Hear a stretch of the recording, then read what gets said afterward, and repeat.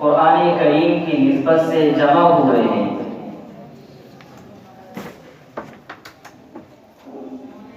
قرآن کریم کی نسبت کیا ہے؟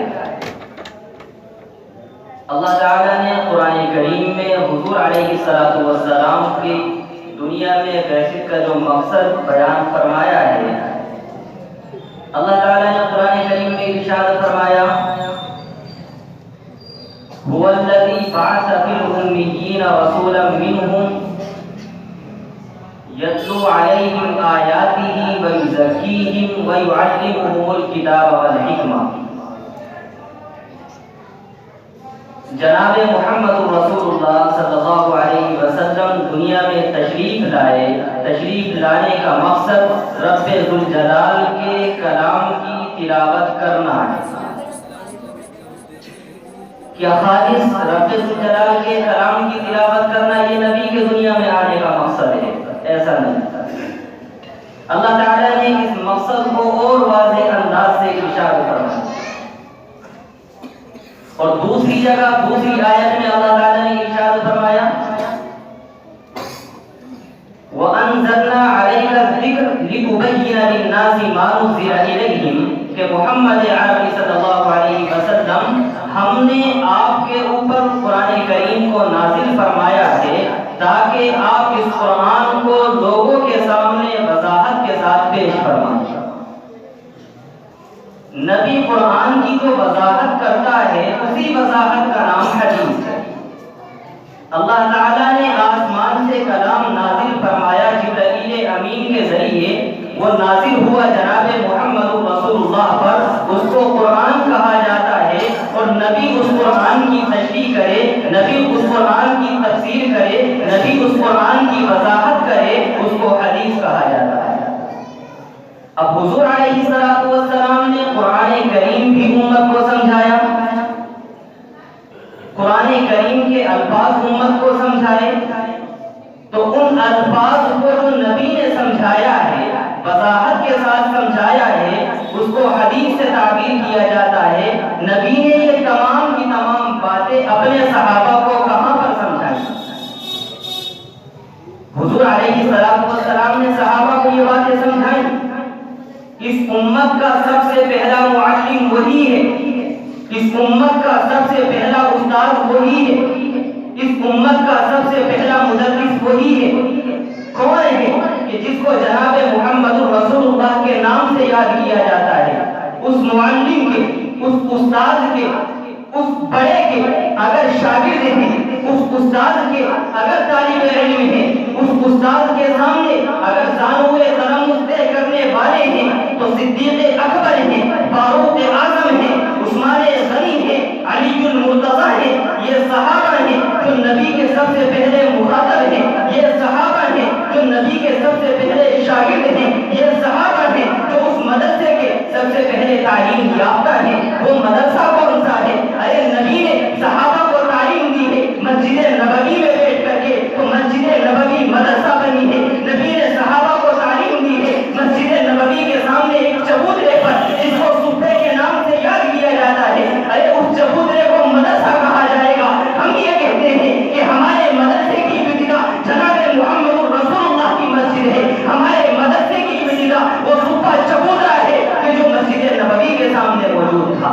آج لوگ کہا کرتے ہیں کہ یہ مدرسے کہاں سے وجود میں آ گئے، مدرسے کہاں سے وجود میں آ گئے؟ ہم کہتے ہیں کہ مدرسوں کے وجود کی بات مت کرو، ہم تو مدرسے کا وجود بھی ثابت کریں گے، اور مدرسے کا وجود ہی نہیں بلکہ مدرسے میں چلنے والا جو مطبخ ہوا کرتا ہے، مدرسے میں جو کھانے کا نظام ہے، ہم اس کھانے کے نظام کو بھی حدیث سے ثابت کریں گے۔ مدرسے میں آج کل طلبہ رہتے ہیں جس کو دارالاقامہ کے نام سے یاد کیا جاتا ہے، مدرسے میں طلبہ کیوں رہتے ہیں، ہم اس کو بھی حدیث سے ثابت کریں گے۔ ارے نبی کے صحابہ صبح چبوترے پر نبی سے پڑھا کرتے تھے، وہ مدرسہ تھا، اس وقت کے انصار تھے، مدینے کے رہنے والے صحابہ تھے، وہ صفے والے صحابہ کے لیے اپنے باغات سے کھجورے لے کر کے آتے تھے، اپنے باغات سے کھجورے لا کر کے مسجد نبوی میں ٹنگا دیا کرتے تھے۔ کیوں ٹنگا دیا کرتے تھے؟ کہ یہ صوبے پر رہنے والے صحابہ یہ غریب ہیں، یہ فقیر ہیں، یہ گھر سے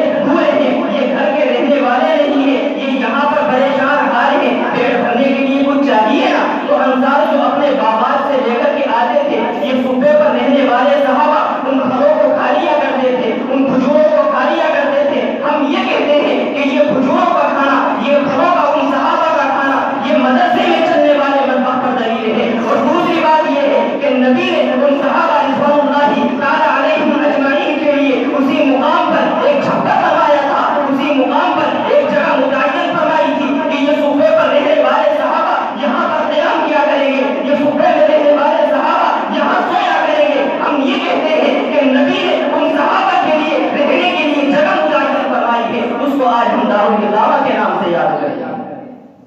الحمدللہ ہمارے مدرسے کا وجود بھی نبی سے، ہمارے دارالاقامے کا ثبوت بھی نبی سے، ہمارے مذہب کا نظام بھی نبی کی حدیث سے ثابت ہے۔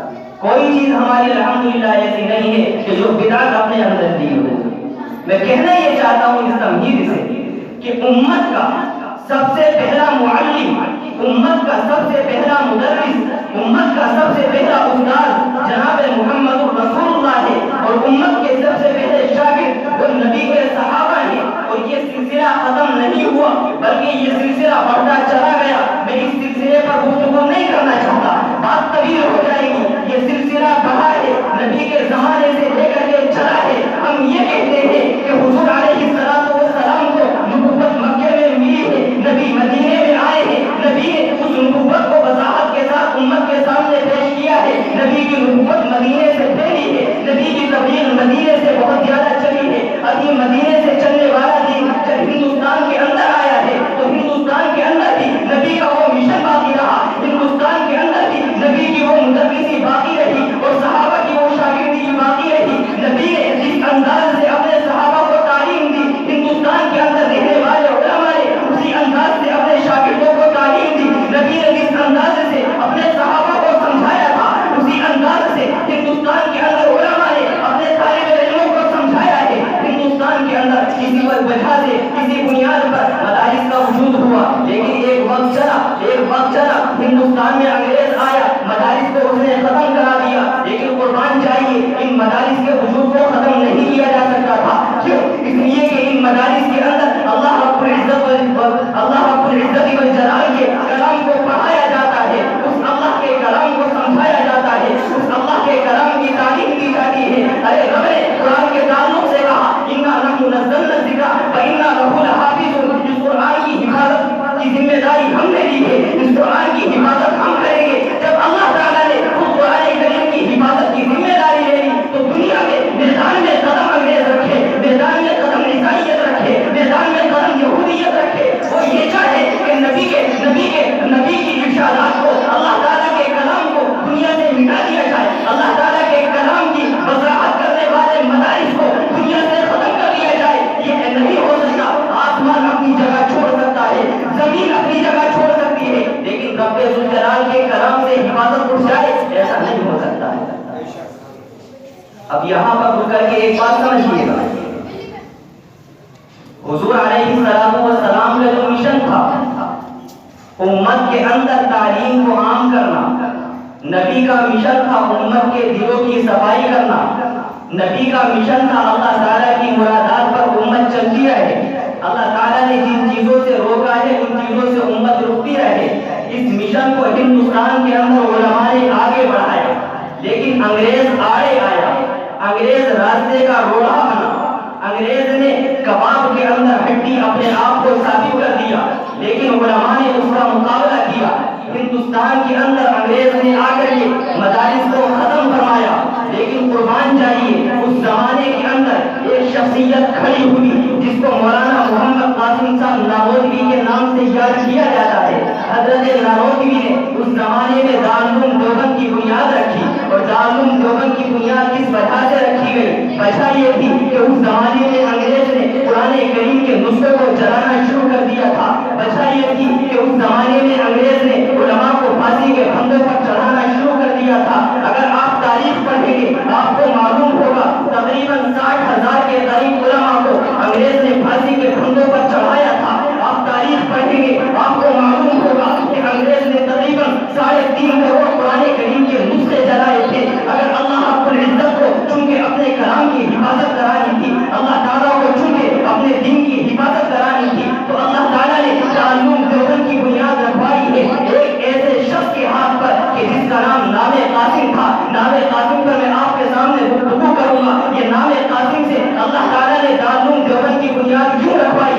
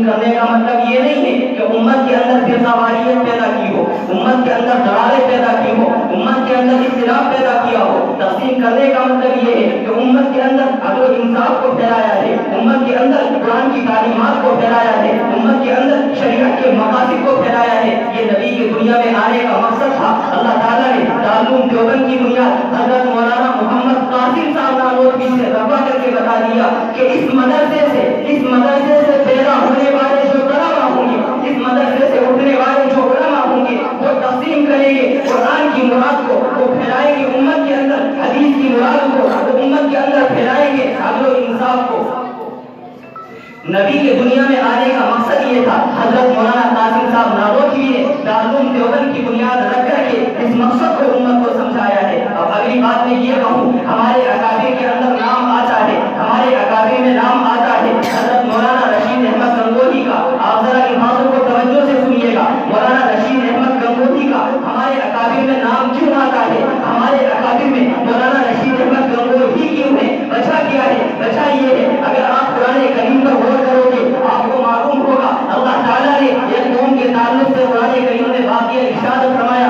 قوم تھی حضرت ہود علیہ السلام کی، اس قوم نے آ کر کے دنیا کے اندر فساد کو پھیلایا تھا۔ وہ قوم آئی تھی حضرت ہود علیہ السلام کے پاس اور آ کر کے ان کو پریشان کیا تھا۔ حضرت لوط کو جب پریشان کیا گیا، حضرت لوط نے اس وقت ایک جملہ ارشاد فرمایا تھا، علیہ منکم رجل رشید، ارے تمہارے اندر کیا ایسا کوئی آدمی نہیں کہ جو رجل رشید ہو؟ تمہارے اندر کیا کوئی ایسا آدمی نہیں جو حق اور باطل کے درمیان فرق پیدا کرنے والا ہو؟ اللہ تعالیٰ نے دارالعلوم دیوبند کی بنیاد رکھوائی ہے حضرت مولانا قاسم صاحب نانوتوی سے، اللہ نے دارالعلوم کی بنیاد رکھوائی ہے حضرت مولانا رشید احمد گنگوہی سے۔ بنیاد رکھوا کر کے بتا دیا کہ اس مدرسے سے جو طالب علم اٹھے گا، اس مدرسے سے جو عالم پیدا ہوگا وہ رجل رشید ہوگا۔ اس مدرسے سے اٹھنے والا عالم حق اور باطل کے درمیان فیصلہ کرے گا۔ یہ باتیں آپ کی سمجھ میں آ بھی رہی ہیں یا نہیں آ رہی سمجھ میں؟ میں کہنا یہ چاہتا ہوں کہ اگر اللہ تعالیٰ کے تدبیری نظام میں غور کیا جائے تو اہل حق کی ایک ایک ادا سے حقانیت ثابت ہوتی ہے۔ آگے چل کے بتاؤں گا کہ آج کے ہمارے جلسے کے صدر حضرت الاستاذ حضرت مولانا مفتی محمد عفان صاحب کا نام عفان ہی کیوں ہے؟ ان کے بھائی کا نام سلمان ہی کیوں ہے؟ ان کے والد کا نام عثمان ہی کیوں ہے؟ میں آگے چل کے بتاؤں گا، اس بات کو آپ توجہ رکھیے۔ ہمارے اکابر میں نام آتا ہے حاجی امداد اللہ مہاجر مکی کا۔ امداد اللہ کے معنی کیا آتے ہیں؟ امداد اللہ کے معنی آتے ہیں اللہ کی مدد کرنے والا۔ ارے کوئی اللہ کی مدد کر سکتا ہے؟ اللہ تعالیٰ کمزور ہے؟ اللہ کمزور نہیں ہے، کوئی اللہ کی مدد نہیں کر سکتا۔ مطلب یہ ہے اللہ کے دین کی مدد کرنے والا۔